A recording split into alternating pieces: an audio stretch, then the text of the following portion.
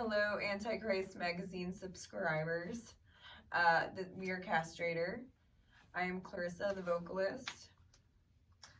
You? I am Kim, the guitar player. I'm Carolina, the drummer.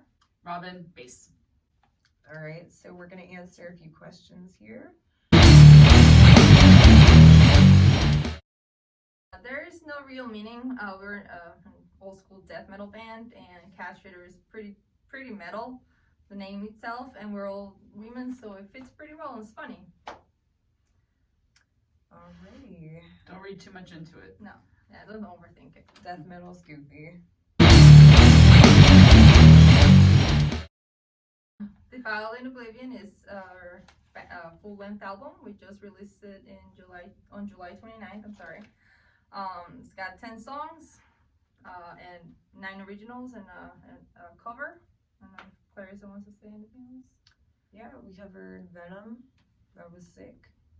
Counts as battery. Yeah. I mean, it's our debut release after 7 years waiting to try and get it out. It's a lot of trials and tribulations on it, and it came out on Dark Descent, so we're pretty pleased about it.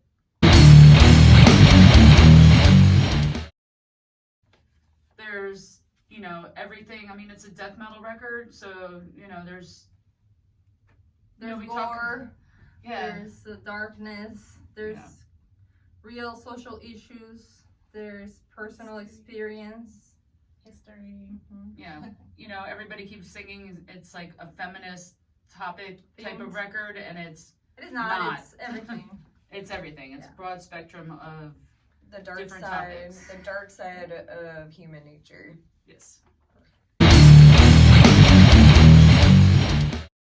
The album cover art was done by John Sick from Texas. He's an amazing artist. He's done a lot of artworks for a lot of metal bands.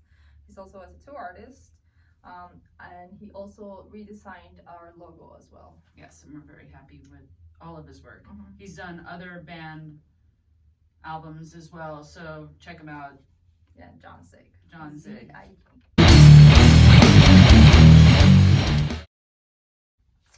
Dark Descent Records is an awesome label to work with. We couldn't be happier. He really worked with us, and the time that we had for the release, and he did a really good promotion for us, and he has helped us tremendously. I don't know if you want to add anything to that. No, we're super pleased with Matt and Dark Descent. Yes. Especially Thank you, thank you.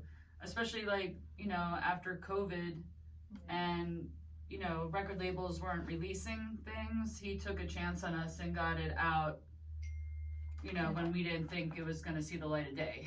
So thank you.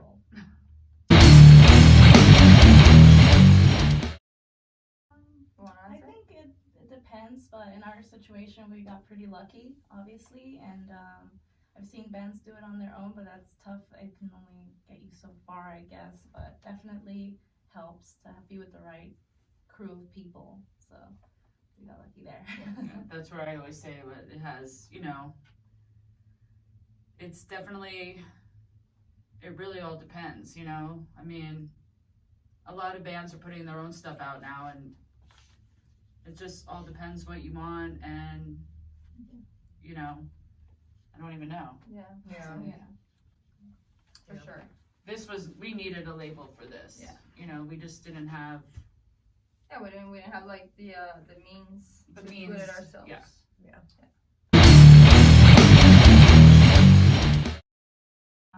My father is a musician.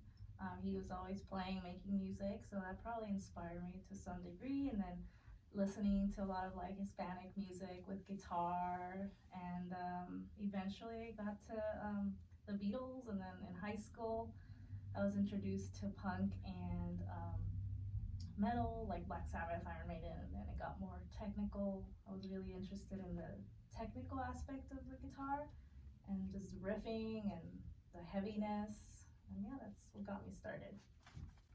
For me, I always liked music from a very young age. I was very intrigued by it. When I was a teenager, I started playing punk with my brother. Like we were 12 or 13, and I just had like a single drum, and I would just bang the hell out of it. And and he played guitar, and then I asked my mom to give me drum lessons, and the rest is history. I still play drums. I was just a crazy wild child that was like a huge adrenaline junkie, and I was super defiant, and listening to Blue Oyster Cult and AC/DC, bands like that my dad would be listening to in his pickup truck, like it just, I don't know, clicked with me. And then by the time I was 9 years old, I would listen to like the radio and heard things that were popular at the time on the radio, and I really liked it. And then when I was 13, I got into more extreme metal, and that's where I kind of found my home and my passion. So I'm still home. And I mean, I've said this before, I think everybody has the same like experience, like all of a sudden it's like you just like progress from the beginning till the end where we are now, like with, oh, what's that, oh, did you check out this, did you hear this, you know? I mean, I joked about like, oh, I started with recorder and you know, in like grade school, like, but then I switched to piano, and I used to play guitar, and then I switched from guitar to bass. And I mean, kids in my neighborhood would always listen to rock and roll, and my cousins listened to rock and roll, and it just like got heavier. It's like, oh, what is that? Oh, what do you mean? What are you playing? What is that? Huh? Is that distortion? Yeah, like it's just, you know, it's like you go with whatever resonates with you, and like metal and rock and death metal and thrash metal always resonated with me more than any other type of music, even though I like other types of music as well. Yeah. But Yeah, sure. definitely metal is like my number one, Like, you know? Same, yeah, I love classical music. Yeah. Yeah, and just the curiosity and the hunger for always finding more Mhm. New underground bands, new stuff, like it's always there. So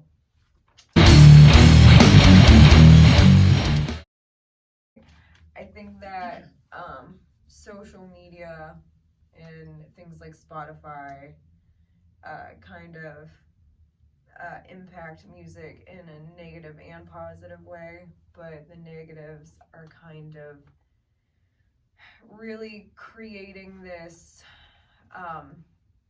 equal platform for everyone. So no longer, you know, can you be a collector of records and underground music, because now that stuff's available to everyone. And even like artists, you know, all the artists are put on the same level. Like it doesn't matter how much talent you have, if somebody has like a lot of likes or a lot of plays on Spotify, they're gonna get attention over another band that is just as talented, if not more talented. So it's just a really weird time and dynamic with social media and The music industry. in the music industry. The Like, music industry and record, they look at those numbers. yeah, Sometimes that matters more than the music. Yes. exactly, and that's like what the problem is now. I find a huge issue. Yeah, it's a huge issue. And, you know, as, you know, we've talked about that, you know, the music industry, every person wants a piece of you, whether, you know, it's your merchandise or your digital sales or, you know, your show or anything. Everybody just wants a piece of that. And I understand, like, you know, labels and all of that are trying to stay afloat too, but it's becoming Where the artist is the starving. artist, the artist is starving and everybody else is rich, and there's no balance there. It's kind of, but you're not going to give up. Because you love doing it. Yeah, You know, we're so- gonna play regardless. you Yeah, know. so and they know that, you know, and I think it's sadly going to get worse. But that's why we love Dark Descent so much, because Yes. he's very fair with us. Yes, Yes. exactly. So it's not every label for Yeah, sure, but Yeah. you know, it's definitely out there.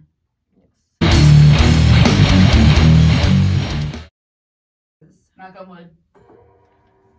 Not yet. Ask us in a week. Like, yeah, we're about to go on the road, so hopefully this is not a something that's gonna happen on this front, but there's always room for improvement. There's always gonna be something wrong going in a show. You know, it's never perfect, but I don't recall any epic fails. I always enjoy playing live. It's fun. And if you mess up, you just gotta keep on going. You can't let it Get to you. make you stop. You just gotta keep going. Show must go on. There you go. Alrighty. I love it. Yeah, I just was reminded by our friend Stephanie Gentry. She's about to watch Top Gun. I loved Top Gun. The new one. The new one, yeah. You should watch the first one if you haven't watched the new one. And then music, maybe that Music-wise, band that you're wearing. This is actually, they're an all-female punk band. They started in San Pedro, California, and they're actually really fun to watch live, and they also touch upon real-life topics. They're just really fun to watch live if you're into punk or if you're not, but yeah. For me, bands that have caught my attention lately, I recently went to a fest, and I saw 3 bands that really caught my attention. One of them was Axioma. They're an Ohio band. They have a really, really good live show. The other one was Oxygen Destroyer. They're a Godzilla-inspired black and death metal band. And the other one is Clarissa's other band, Vicious Blade. It's great. Check it out. And movies, I recently watched X. It's a horror flick. Definitely watch it. Yeah. I would say like at the Youngstown Into the Darkness festival that Vicious Blade, my other band, played at. Atomic Witch was really cool. Wraith is another newer, very cool From band. Indiana. Demiser, also newer, very cool bands. I'm forgetting anyone, I apologize. Same here. Yeah. But that's just off the top of my head right now. But yeah. I mean, for me, there's so many bands out there, and I'm trying to check them all out, and I don't want to name anybody because I don't want to forget somebody, and then they're like, you don't like my band, but that's not the case. Yeah. But I mean, I'm still listening to bands that I've listened to for decades, and all of those bands are putting out new records also right now, so that are really good. That are killer. So those bands haven't gone away yet either. So that's like really important, And as far as movies, yeah, I watch so much like murder TV or trivia stuff like Jeopardy, and I mean anything with Arnold Schwarzenegger and Conan. That's like I'm just stuck on that. Yes. Still, like I don't. Same. I haven't really moved on. So that's where I'm at. Good way to put it.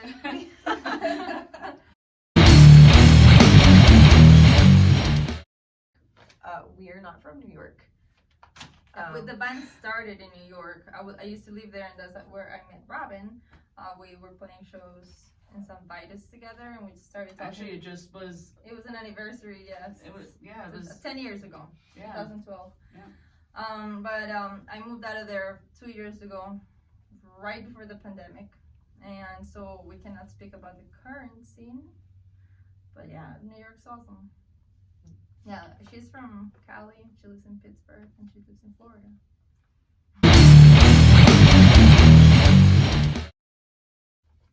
To defile the world. To play lots of shows. Hopefully writes more riffs, jam more, come up with a new album. We'll see. Yes. Yeah, hopefully we'll be playing in a town near you very soon. Thank you guys. Yes. Make sure you check out our socials. We're on Instagram, on Facebook, on YouTube, Bandcamp. You can buy our stuff and support us or not, but thank you for watching. Go check it out.